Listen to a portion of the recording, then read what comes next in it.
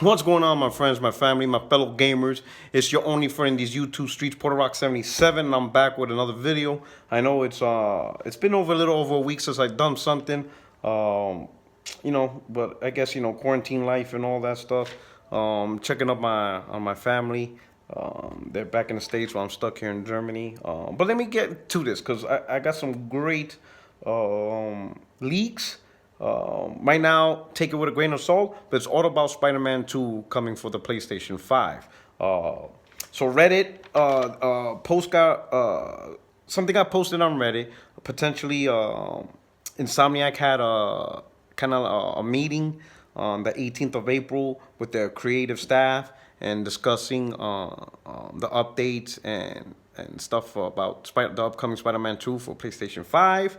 And apparently, a lot of the conversation that happened in that meeting and details have been leaked on Reddit. So again, take it with a grain of salt. I know I hate that term, but the reason why I want to talk about this is just on the merit that some of the information that's been provided, whether it's true or not, sounds great, And if for anything else, if enough, how would you say, traction, throughout the internet, through the fans, who love the first one and plan to play the second one, could inspire them to implement some of these features if the game doesn't have them. So there's a lot of great stuff.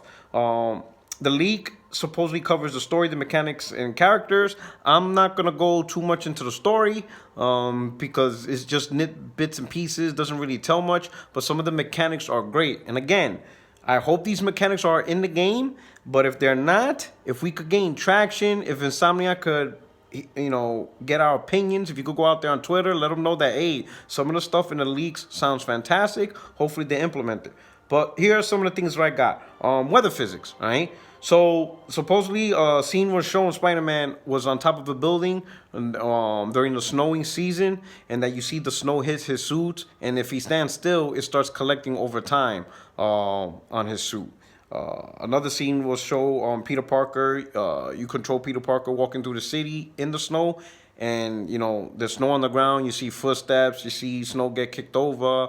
Cars driving by with the slush. If you ever seen snow in New York, it gets dirty slush and stuff, and snow collecting on them. So you see very snow physics, and I think overall that's the overhaul of weather physics within the game. Supposedly the game will have 7 dynamic weather styles, weather types: rain, light rain, heavy rain, light snow, heavy snow, sunny, dark, whatever, and it's supposed to be dynamic. Majority of the game, they're trying to tell the story where, unlike like in the first, if you played the first Spider-Man, in order to change night and day, it had to be a specific mission, whatever. They're trying to get away with that. Some things has to be that way. Apparently, within the story, there's a few things where it has to be, a certain time of day, but the majority of the game is very dynamic in terms of weather, snow, rain, day or night. It could be, the majority of the story is not tied, doesn't dictate the type of weather. And in order for them to do that, they have it set up to where the story takes place throughout a longer period of time instead of quick, like next day, next day, next day, next day. It's over time, and I don't want to use the word random, but it's not time sensitive. That's probably a better word, right? So the story can progress, and it doesn't have to be majority of the story will progress, and doesn't have to be a specific time or day or year or month. It's just gonna happen naturally, So potentially, you could be at a certain part of a game, and for one player it's like in the summer, right? But for another player, it's knee deep in the winter, depending how long they take to do side missions or stuff like that, which is pretty cool if I'm reading the information correctly, and that's how dynamic should work anyway. Again, they're not trying to tie it to mission. There is a few occasions just based on the story. I guess it will have to be that way. And I could imagine, let's say, like if there's a mission where somebody breaks into a museum or they break into a bank or office building, chances are they're going to break in at night, right? So if that's part of the main story, then yeah, it makes sense, right? Or if there's a bank robbery and hostages are taken, well, if there's hostages taken somewhere, it's probably going to be during the day. So there's certain things that's understandable. But I'm liking the improvements because I know that was a big thing. I ain't gonna say a big thing, but some people notice that a dynamic weather will give New York City more life, right? Dynamic missions. So they talked about missions hitting up dynamic and side missions. So the dynamic missions, they want to have it more varied, so that way it's not the same outcome doing the same thing over and over. They want to add more missions that bring out the friendly neighborhood Spider-Man part of his character. So you're gonna see a lot more missions besides him stopping crime. You're gonna see also missions where a building caught on fire and you have to save people out of the building. People who needs to go to the hospital.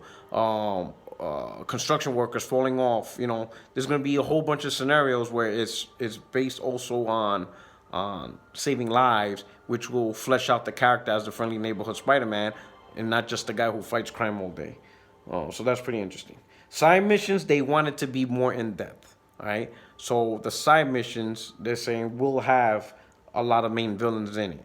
So the main story obviously will have main villains, but the side missions will have a more diverse cast of main villains. So it's kind of like, from what I'm reading, the side missions are going to be worth it. It's going to be more in depth, and you're going to have, final boss fights and stuff like that. So the side missions are going to be done by main villains, and they're going to do their own plots within New York City, or within the storyline. So it's not just going to be the main villain of the game, and then that's it, and then everything else is just little two steps. There's going to be some main villain superheroes that's going to be their own story arc, their own separate way of, messing with Spider-Man and doing bad things in New York City. So that's pretty awesome.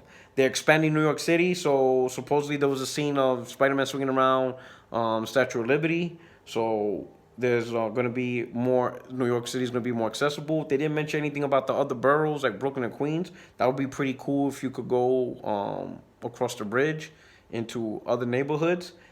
They did mention Hell's Kitchen missions, and that character will make an appearance.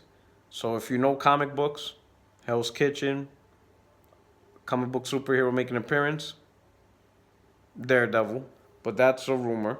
And then also another comic book character will make an appearance, the Human Torch, but he's not going to be part of the story in terms of fighting. I guess he's going to challenge Spider-Man for racing. So I guess they're going to make the speed trials, the speed runs more fun and involve Human Torch. So I guess that's just more fun. Another note, for one cutscene, Eddie Brock argument with Peter and Jameson. So if you know anything about Eddie Brock, it looks like the story is gonna head towards the symbiote saga, with Venom and all that stuff. So with that, rumored the black suit, the symbiote black suit. So now this is what's interesting. Everybody's been asking about the black suit. Now the way supposedly it's gonna happen is the black suit itself won't be its own unique suit. It's going to be a suit that augments the other suit. So one of the great things about Spider-Man that people love was all the different types of outfits that Spider-Man had, and that each one had their own unique perks and capabilities. Or in this case, they're doubling it up. You're still going to get a whole bunch of suits that have unique capabilities, right? But the black suit will always be with you, and you will be able to turn it on and off, right? If you have it off, you're using the suit of whichever one you chose with its unique capabilities. When you turn on the black suit, it will augment that particular suit. So in other words, the black suit will augment each. So let's say if there's like 20 suits out there and those 20 suits have different capabilities, and skill sets, the black suit will enhance those each individual suits. So in other words, the black suit won't be just one type of suit that has just one unique capability. It's going to have multiple capabilities based on the default suit you choose. So that's pretty cool. So that way, because I know everybody wants to play on the black suit, but this gives the opportunity where you can still play with other suits and still have the black suit at all times. And it's going to have a unique feel based on your preferred suit that you want to do. All right. The symbiote suit has its own skill tree. So you're going to have the skill tree for Spider-Man with his capabilities. and you have to develop the symbiote suit skill tree on its own. So it's going to be more expansive to the game. So that's pretty amazing in itself right there. Miles Morales, supposedly, they showed a scene of him swinging around in his classic suit, and he will have his own sets of equipable suits, right? They show him going through the city as a playable character. Now, in the first game, you were able to play as Miles Morales along with Mary Jane, but it was them little cutscenes type thing, the little short stories that people didn't really enjoy. In this case, it seems Miles Morales will be a fully playable character that you will swing around in the city and play. How accessible he'll be in, because most likely I could see him being accessible for certain parts to his story, but when his story does come up, it will be a full-fledged, or I ain't gonna say will. It's rumored that it's gonna be a full-fledged, you're playing as him, and he will have his own unique suits. Nothing was mentioned about him having a skill tree, skill sets, and stuff for upgrading, right? But there is a section where both Spider-Man and Miles are fighting together, and you're able to switch between two while you're fighting against a particular villain. 3 DLCs are also planned just like the first one. And here's some amazing news. Again, rumored, holiday 2021 is supposedly the target time frame to have this game. So holiday 2021 is usually November, October, November, December. But if they're going to go by like the last Spider-Man, you could potentially see in September 2021, which is just a year after launch, which will be absolutely huge to have this game. So those are some of the rumors. Again, this is supposedly based off a meeting that was held on April 18th and got leaked on Reddit. Some of the stuff I mentioned is doable, so it's not like it's far-fetched. I don't think they mentioned anything that's far-fetched or it's not possible for the game. In fact, a lot of this stuff probably could have been done on the PlayStation 4 and stuff like that. Maybe they didn't have time, or maybe they didn't even think about it. You know, maybe the feedback from the fans from PlayStation, you know, who played the first one. But a lot of this stuff is doable, and it sounds amazing. So if anything else, I hope these rumors are true. One thing I'm just wondering is the introduction of Daredevil. Is that a sign for something? Is he part of the story? Is this something that's going to expand? Also with the 3 DLC, there's conversations of having Morbius, Carnage, and Wraith as the villains and stuff, but they haven't fully decided yet. I don't know, or it wasn't really clear on that portion of the DLC. But I'm wondering, is the Spider-Man project a beginning to something bigger that Sony and Marvel has planned for next gen within their platform? You know, especially with the Daredevil, that's pretty interesting. That there might be a side mission part in Hell's Kitchen, and you know, and if there's a play, you know, if the character's there, would he be playable? That would be amazing if, how would you say, Daredevil's a playable character, which would tease a possible Daredevil game that maybe Insomniac might be making, you know? That would be pretty cool. But let me know what you think. Did you like what I told you? Is there stuff that you guys would like to see in the next Spider-Man, and how you feel about it coming out in holiday 2021, all right? But anyway, this is your boy Porter Rock 77. Let me know what you think. Thanks for checking out the channel. If you're new to the channel, don't forget to subscribe. And of course, please hit the like button and retweet this out to your favorite social media platform. I would truly appreciate it. Stay tuned again for another video as I look through more PlayStation 5 stuff and just stuff in gaming in general. All right? You guys take care. Stay safe at home. Take care of your family. And for those of you who are essential workers, I truly appreciate on the stuff that you guys are doing for society. Thank you so much. Stay safe, and you guys take care, all right? I'm out.